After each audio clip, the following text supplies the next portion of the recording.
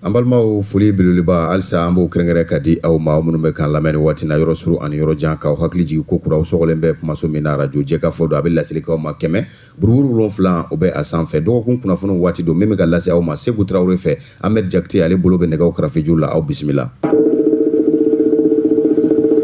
Balimaw n'a fɔ an y'a ɲɛfɔ cogo min na an ka kunnafoni jɔsenw la kumabaw la an ka jamanakuntigi ni o ye Général d'armée Asimi Goïta ye ale kɔni ye ministre damadɔ bisimila a yɛrɛ jabala la ni o ye Kuluba ye a bɛ tali kɛ ministre damadɔ la ministre min bɛ yen n'a ka baara ɲɛsinnen bɛ kɛlɛ ani kɛlɛcɛkɔrɔw olu ka koɲɛ ma ni o ye Général Sadio Kamara ye ale tun bɛ a la ka taa se monsieur Abdoulaye Diop ma ni ale ye ministre ye min ka baara ɲɛsinnen bɛ an ka jamana ni jamana wɛrɛ koɲɛ ɲɛnabɔ ma ale fana tun bɛ kɛnɛ kan ka taa se sɔrɔ ministre ani premier ministre olu bɛɛ lajɛlen tun bɛ kɛnɛ in kan ayiwa wele kun tun tɛ dɔwɛrɛ ye ale yɛrɛ ka se ka ɲɛfɔli kɛ u ye ni ale de ye AES jamanakuntigi ye bi k'a lajɛ baaraba jumɛnw de sera ka kɛ ale yɛrɛ fɛ ani ministre minnu fana bɛ yen u ka cɛsiri n'u ka wulikajɔ sera ka kɛ sababu ye u sera ka baaraba minnu kɛ ka da don olu fana na k'o walawala o kɔni ye kumaw ta kelen kelen ayiwa kɛlɛ ani kɛlɛcɛkɔrɔw ka ministre ni o ye Général Sadio Kamara ye ale kɔni y'i da don a ka wulikajɔw la ka caman fɔ o la o dɔ bɛ tali kɛ jumɛn na cɛncɛnfuga jamana 3 faralen ɲɔgɔn kan o kɛlɛcɛw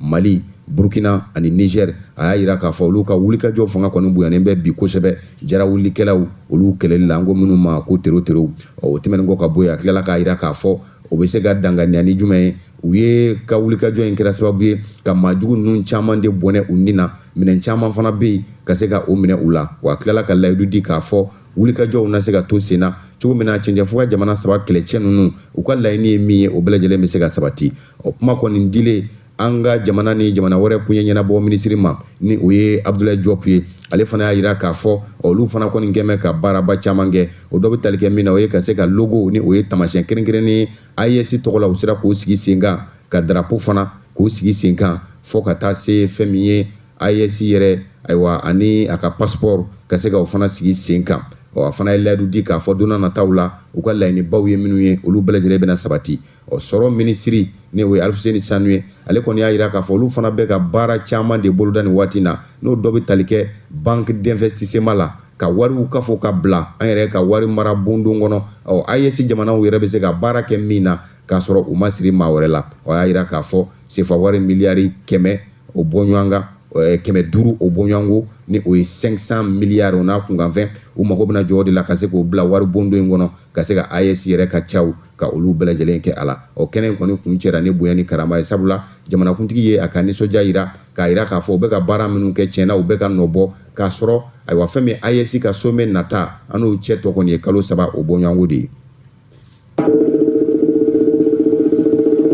Balimaw n'an bɔra ye halisa an bɛ to kunnafoni kɔnɔna na sigikafɔba tun ye laɲini min ɲini ni o ye dialogue intermalien ye ka se ka fɛɛrɛ k'u fara ɲɔgɔn kan bɛɛ ni keleya bɛ sabati an ka jamana kɔnɔna na cogo min na kuma ka kɛ o kan o la sa recommandation na laɲini dɔ tun kɛra o de ye k'a jira k'a fɔ Mali fɛɛrɛtɔn minnu bɛ yen ka dɔ bɔ u la ani fana wari min bɛ di u ma k'o fana lajɛ ji ɲɛmajɔlen na jamana yɛrɛ ka ɲɛtaa kama a bɛ se taasira damadɔ ma n'a ka ca min matarafala ni a bɛ komi o de kan ka waleya don n'a nataw kɔnɔna na o hukumu kɔni kɔnɔna na sa fɛn min ye fɛɛrɛtɔnw ye u yɛrɛ sera ka ɲɔgɔn fara ɲɔgɔn kan ni a jɛkulu ɲɛmaaya bɛ Maître Muntaka Tali bolo o hukumu kɔnɔ u kumana de olu yɛrɛ kan ka jumɛn de kɛ u kan k'u kɔ da jumɛn na ani u bɛ ka laɲini min kɛ ni o de ye yɛlɛma ka don baara ninnu taabolo la u kan ka kɛ sira jumɛn kan fɛɛrɛtɔnw yɛrɛ ka yiriwa kama ani bɛn ni keleya o sabatili hukumu kama kɛnɛ kɔnɔna na an ye Eveline Jacques dakuruɲɛ damadɔ ta ale bolo a ye min fɔ an ɲɛna an ka jɛ k'o lamɛn. An farala ɲɔgɔn kan n'o ye IPAC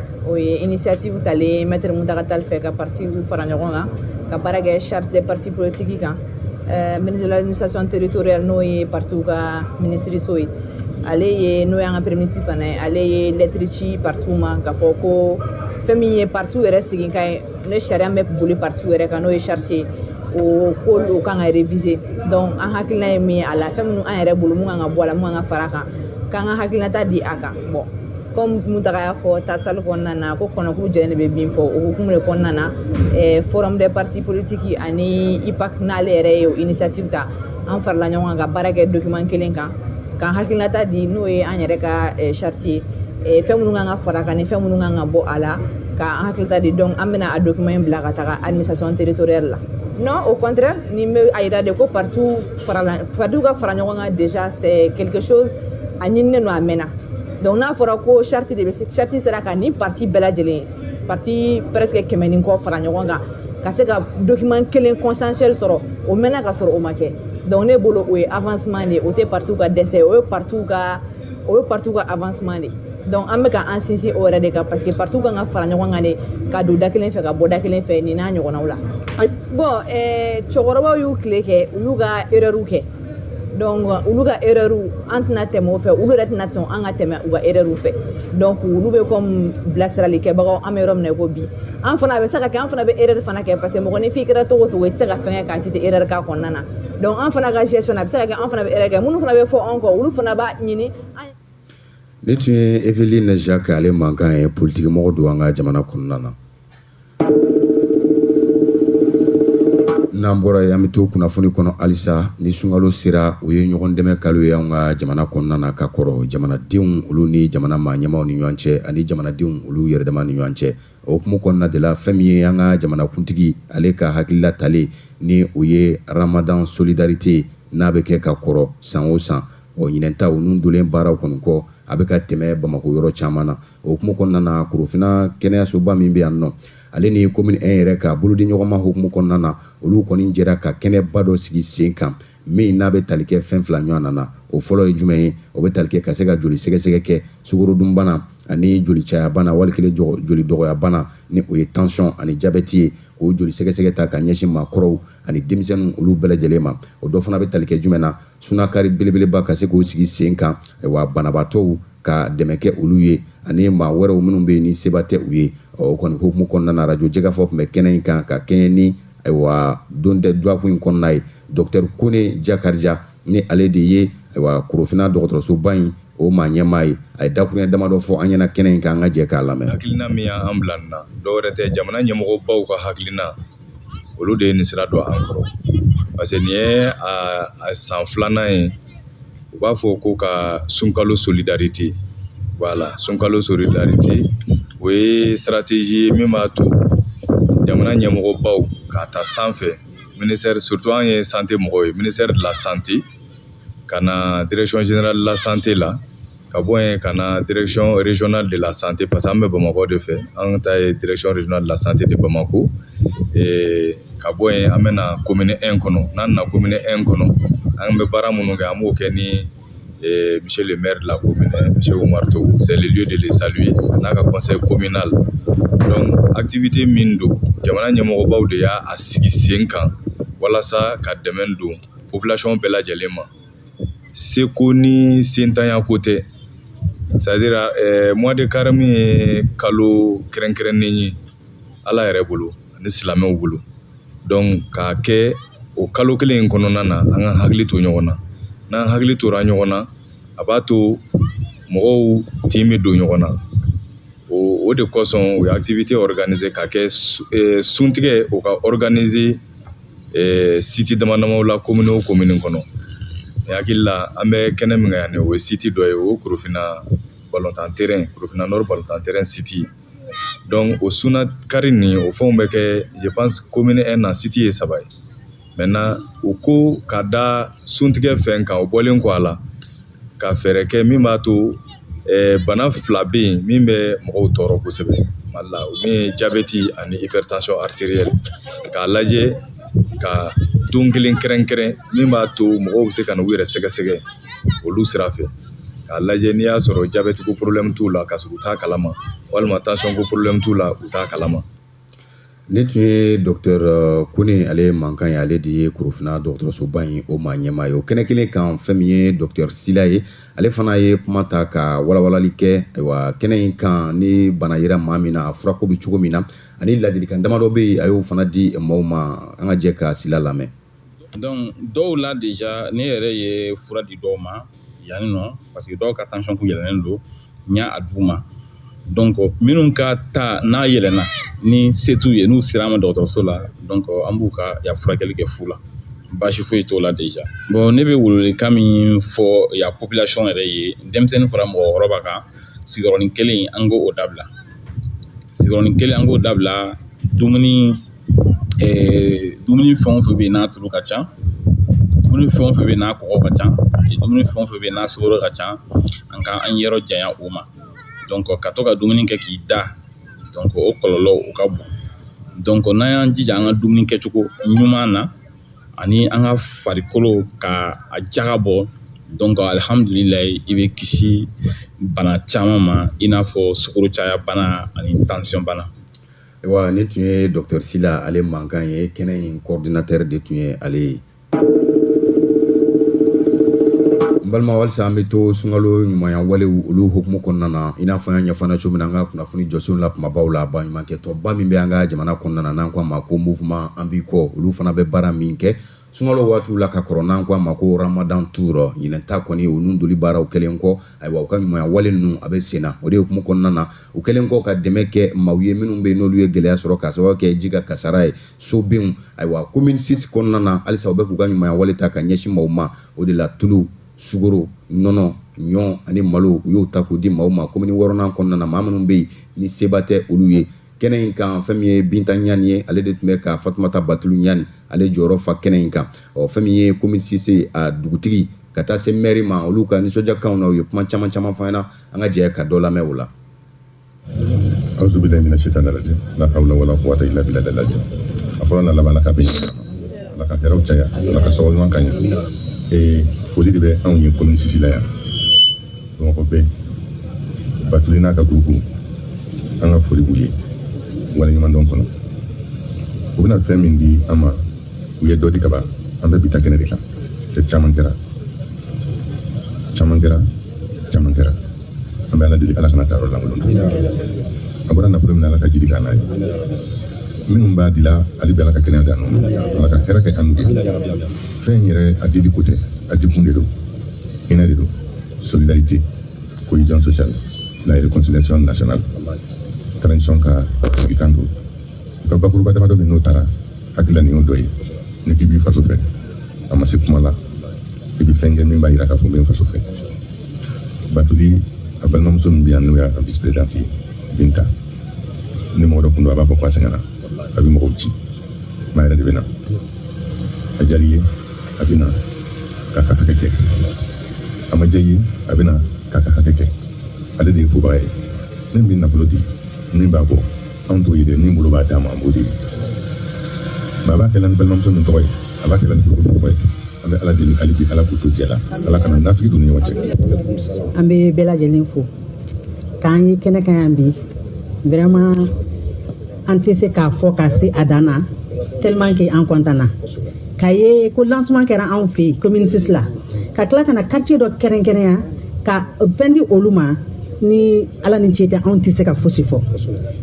Tuli n'a ka jama an bɛ dugawu de kɛ yarabi nin ka kɛ ko daminɛw ye, an ka taa fo ka taa fɔ ko mun kɛra, si ni kɛnɛya ala k'a d'u ma, labanko ɲuman ala k'a d'u ma, ko n tɛ tugu mɔgɔ kɔ o b'a sɔrɔ la i hakili t'a la ko mɔgɔ bɛna fɛn dɔ k'i ye min bɛna i bɛ sunɔgɔ la a b'i lakunu, i bɛ bolo nɔfɛ don yarabi halisa. Ayiwa ni tun ye dugutigi ka taa se maire ma commune 6 la olu ka dantigɛlikanw ye, o kɛnɛ kelen kan fɛn min ye madame Touré Binta Ɲani na ni ale de ye Fatumata Batulu Ɲani ka représentante ye kɛnɛ ninnu bɛɛ lajɛlen kan, a fana ye kuma ta fɛn min y'o bila nin na n'u ka laɲini min ye ka se k'o walawala jama ye, an ka jɛ ka Binta Ɲani mankan lamɛn. Aw bɛɛ lajɛlen n'o la, ɲamakala minnu bɛ yen aw bonya bɛ kuma la, an ka maakɔrɔw bonya bɛ kuma la, an bɛ coordinateur fo kosɛbɛ, a y'an bisimila ka commune kɔnɔ yan k'a diyara an ye, halisa ala k'a ɲa mɛn a la, ala ka si ni kɛnɛya d'a ma ani labanko ɲuman. Madame la maire bɛ yan an b'a yɛrɛ fo kosɛbɛ, a yera kɛnɛ kan yan k'a diyara an ye, a ye dugawu fɛn fɛn kɛ ala k'a bɛɛ minɛ, an ka karamɔgɔw bɛ kɛnɛ kan yan an b'u fo kosɛbɛ, halisa u k'u jija sunkalo in na u ka dugawu kɛ jamana ye, ka dugawu k'an bɛɛ lajɛlen, u ka dugawu kɛ tunkarankew fana ye, ala ka hɛrɛ nati jamana kɔnɔ. N'o banna CNJ fana an b'u fo kosɛbɛ, jeunesse jɛkulu fɛn fɛn bɛ an b'u fo ani association, an tɛ ɲina an b'i kɔ commune 6 mɔgɔw kɔ, Jordan n'a ka jamaw an b'aw bɛɛ lajɛlen fo, ka bénéficiaires fo, an tɛ ɲina médiaw ni sécuritéw kɔ, kuma bɛɛ fɔra ka ban, an ta ye dɔrɔn information fitinin, Ramadan tour min n'a bɛ ka kɛ ni kiti bɛ ka di, a bɛ ka kɛ fufalaki fo wari. ne tun ye madame Touré Binta ɲɛ na ale mankan ye halisa an bɛ taa ɲɛfɛ ni an ka kunnafoniyaw ye dɔgɔkun in kɔnɔna na fɛn min kɔni ye Burkina Faso jamanaden dɔw ye olu farala ɲɔgɔn kan ka se ka ladilikan kɛrɛnkɛrɛnnen ta ka ɲɛsin malidenw ma ani AES jamana bɛɛ lajɛlen sabula o y'a jira k'a fɔ jamana bɛɛ lahalaya minnu na sisan ni jamana ninnu lahalaya ni kɔrɔlenw tɛ kelen ye o waatiw la u ka laɲini ye min ye o de ye jamanadenw yɛrɛ ka faamuyali kɛ fɛn o fɛn bɛ bɔ ɲɛmaw la ka ɲɛsin jamanadenw ma u ye misali ta min kan o de ye waati laban in na an ka jamana maa ɲɛmaw bɛ ka fɛɛrɛ min ta ni o de ye ka se ka dɔ tigɛ ka bɔ an ka nɛgɛjuru sira ci sɔngɔw la wali kile wari bilata n'a tataw ka taa jamana ka waganden kɔnɔna na u bɛ ka ladilikan kɛ ka ɲɛsin maa ma minnu bɛ yen ni ko in man di olu ye o tuma an ka jɛ ka ni sifin jɛkulu ninnu ka kumakɛla lamɛn Burkina Faso jamana kɔnɔna na. Ni ye Burkina Faso unde kɛrɛnkɛrɛnyala unde ka veille citoyenne bɔra bi wulada in na ko bɛna message ta ka lase AES jama bɛɛ lajɛlen ma. An ɲɛ b'ara an bɛ gɛlɛya kɔnɔ kabini waati jan parce que an b'an ka yɛlɛma hɔrɔnya de fɛ. Yɛlɛma hɔrɔnya de tɛ se ka sɔrɔ tant que ni mɔgɔ ma yɛrɛ sacrifier o sacrifice in kɔnɔ don an bɛɛ b'a kɔnɔ bi parce que an b'a lɔn lɔnni bɛna lɔn na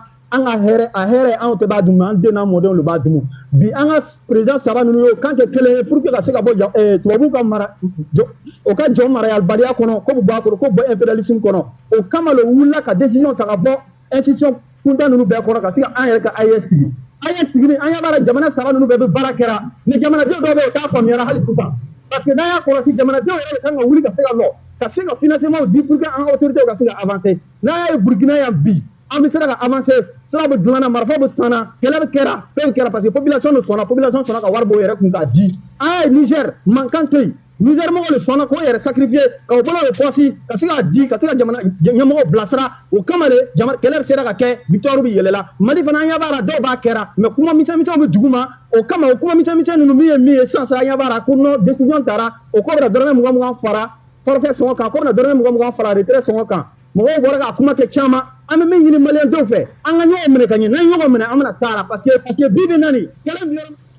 ayiwa nin tun ye Burkina Faso sifinnaka dɔw ka ladilikan ye ka ɲɛsin AES jamanadenw ma halisa an bɛ to kunnafoni kɔnɔna na hali n'a y'a sɔrɔ an ka jamana maa ɲɛmaaw kɔni ye ayiwa fɛɛrɛw ta cogo min na kangabakaw tun ye kule min kɛ ni o de ye dunan minnu bɛna sanubɔ la olu ka yɔrɔ la n'a gɛlɛya bɛ ka yɛlɛ u yɛrɛ kan k'u bali fɛn caman na ni jamana maa ɲɛmaaw ye jaabi ta gɛlɛya kɛlen kɔfɛ ni dama filila ka kɛ sababu ye ka maa caman bɔnɛ a nin na n'u y'u ka ɲɛmaa dɔw jɔyɔrɔ bila nka halisa dugu min bɛ Kɛɲɛba n'an ko a ma ko Amala dugu Kɛɲɛba o kaw kɔni bɛ mankan na nin waati in na halisa olu bɛ ka wele bila ka ɲɛsin jamana ɲɛmaaw ma ka sababu kɛ mun ye k'u tun ye fɛɛrɛ dɔw ta u n'a ta bɛɛ lajɛlen dɔw bɛ ka o sɔsɔ o la sa u bɛ ka wele bila jamana ɲɛmaaw ma halisa u ka se k'u kɔfilɛ olu la gɛlɛya min bɛ u kan ka se ka u kulomagɛn cogo min na an ka jɛ ka kangabakaw lamɛn.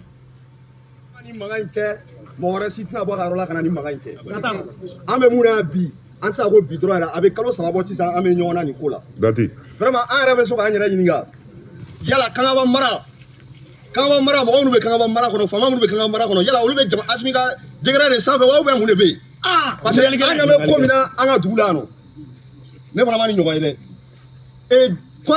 décision ka ta jamana sariya jamana fanga ma yɔrɔ ba la président ni ministre bɛ ɲɔgɔn sɔrɔ yɔrɔ min na olu ka décision ta pour ka baara dɔw lajɔ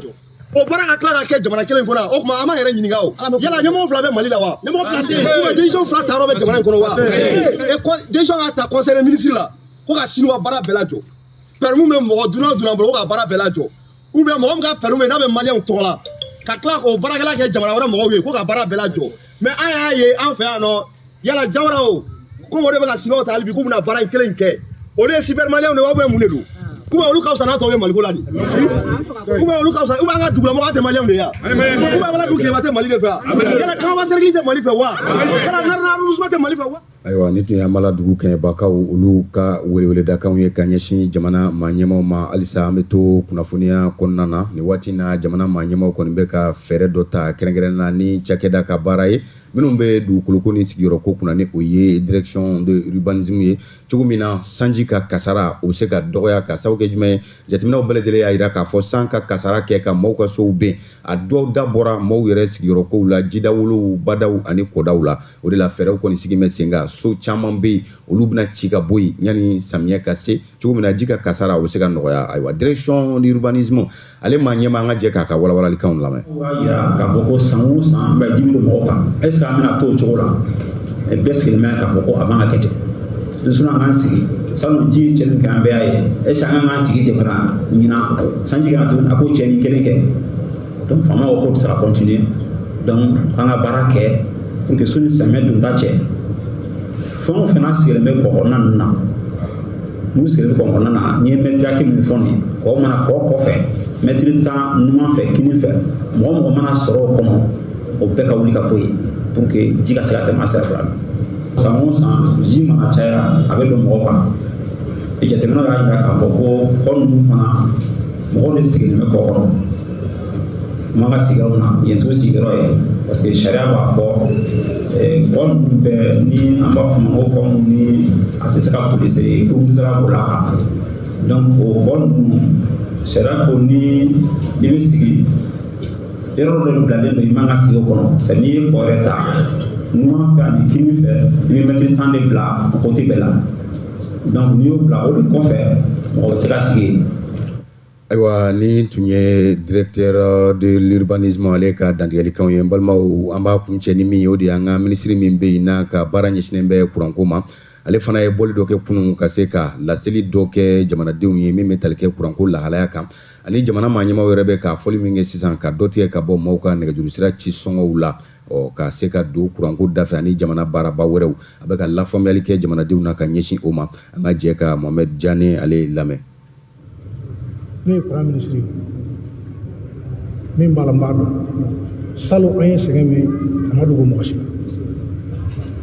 la nin n'a ɲɔgɔnw société min bɛna k'a se i ma ko n bɛ kuran di aw ma panneau solaire d'aw ma an b'u fo k'u wale ɲuman dɔn u ye baara ɲuman de kɛ ala k'u ka jago yiriwa ala k'u ka jago yiriwa n bɛ fɛ ka min da o kan a bɛ hakɛ to gouvernement degun bɛ jamana kɔnɔ a ma dogo mɔgɔ la fana kɛlɛ binna kan diyagoya la san 10 bɛ kɛlɛ la musakaw donnen bɛ kɛlɛ da fɛ yaasa lafiya bɛ kɛ y'a mɛn i bɛ jago kɛ i bɛ fɛn o fɛn kɛ i lafiyalen de don donc ala barika la sɔrɔsiw sera k'u jɔ jɔyɔrɔ la dɔɔnin bɔr'o la ekɔlisow bɛ yen dɔgɔtɔrɔsoko b'a la kuranko b'a la nin bɛɛ musaka jamanadenw de b'a bɔ koyi État ti jago kɛ a ti foyi feere a ti foyi produit État ka wari bɛɛ ye impôt ye diɲɛ yɔrɔ bɛɛ a ye t'o fɔ yɔrɔ bɛɛ ni maa ma bɛ baara la impôt bɛ minɛ la ni mɔgɔ min bɛ jago la impôt bɛ minɛ la o impôt de bɛ fara ɲɔgɔn kan ka jamanadenw sago kɛ jamanadenw sago ye mun ye kuran ka sɔrɔ o tɛ wa jamana y'a lajɛ impôt ni minɛ wagati de b'o la o ti minɛ don o don sɔgɔma wa loi de b'a fɔ gouvernement ye i tɛ se ka dɔrɔmɛ minɛ jamanadenw na n'a ma kɛ ni loi ye ka u ladɔnniya n bɛna dɔrɔmɛ minɛ u la wa n'i y'a dɔrɔmɛ minɛ loi ko tuguni i b'a f'u ye i b'a kɛ mun ye o de ye loi de finance mais o tɛ san kuru bɛɛ ye o minɛ wagati de b'o la impôt sara wagati de bɛ yen. Ayiwa nin tun ye an ka minisiri ye min ka baara ɲɛsinnen bɛ kuranko ani jiko ma waati cogo kama an bɛ dan yan nɔ ayiwa n balimaw an sera ka min sɔrɔ ka di aw ma dɔgɔkun kunnafoniw la ka daminɛ ntɛnɛn na ka na bila bisiri la o de ye nin ye a lasiraw ma Segu Tarawele fɛ maa min bolo tun bɛ nɛgɛw karafeju la Ahmed Jakite ala ka tile hɛrɛ di aw ni ne bɛɛ lajɛlen ma.